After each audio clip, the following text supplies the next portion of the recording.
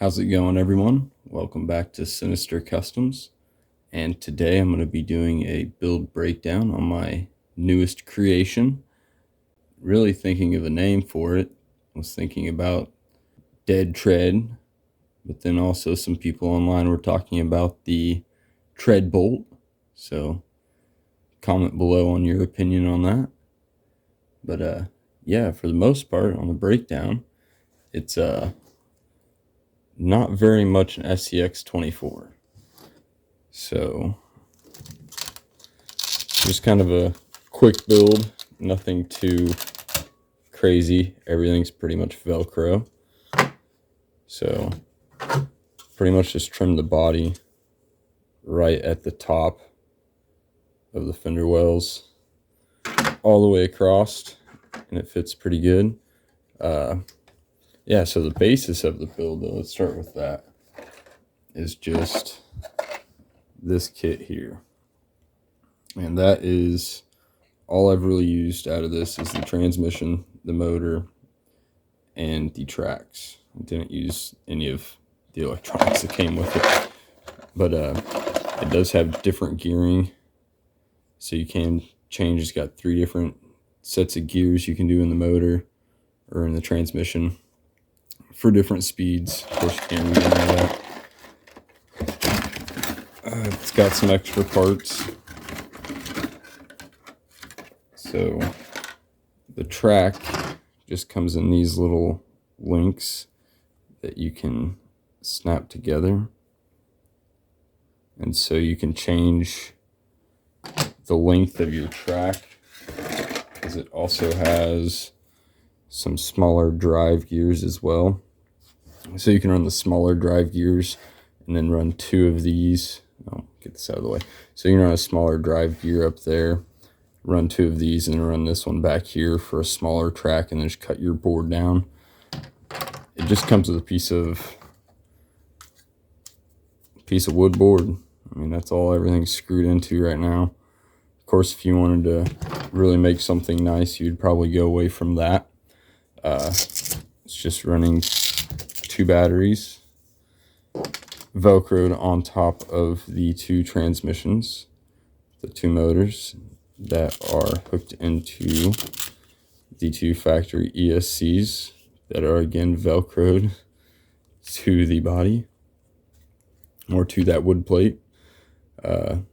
Yeah, and other than just building the kit, I lined up. So you also need, this is pretty much the exact same, well, it is the exact same engine tranny set that comes with this kit. So you'll need another one of those to run the second set of tracks, because you'll need 1 drive gear running this track, and this is just let's pop this off. So this is just a free spinning. This is my drive gear here. So this one tranny and motor is running this drive gear to this ESC. So I don't have my controllers, so I have 2 sets of controllers. I just run 1 with each hand. I just run the trigger, and so one controller runs one side, the other controller runs the other side. This one is reversed, so that when I hit forward with both controllers go forward, or I guess that would be the front. And then I knew I was going to play in some snow, and that gear is open up there. So I just kind of threw these on. They're just part of just a reducer jug, a tin jug. And yeah, that's pretty much the whole build. Nothing really to it. Threw some spray paint on it, but that didn't last very long. All in all, it's pretty cheap and cheesy. I mean, it's not like the greatest. The tracks will fall off on you, and there are ways that you can get around all that. You can, of course, do as much customization as you want and make this thing pretty cool, but it's probably not the best starting platform if you're trying to make something completely operable for everyday use. I mean, I don't know, it did all right. I took it out there and bashed it quite a bit, and nothing entirely broke. I mean, the tracks fell off. There's plenty I want to that would be nice, like not having all this. If you just had a frame along each side, had the bottom open to give you more ground clearance.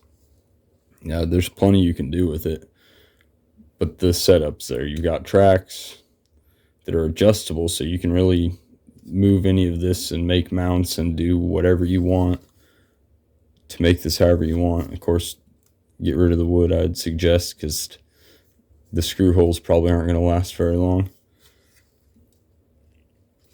But yeah, all in all, that's pretty much how that's made. And there's kind of the different gear ratios that you can do with the transmissions. Real easy to build. I mean, I already had the tracks and everything built, but putting the second tranny on and velcroing the stuff to it, I mean, I had probably 30 minutes in that. So let's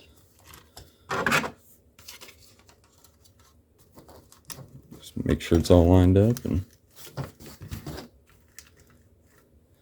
that's that. It's pretty simple with the Velcro. I mean, kind of holds it on there. It's fun anyway, that's for sure. Let's check this thing out, see how it does in the snow, and we'll just see some regular drive around footage in the shop and see how it does. Have a good day.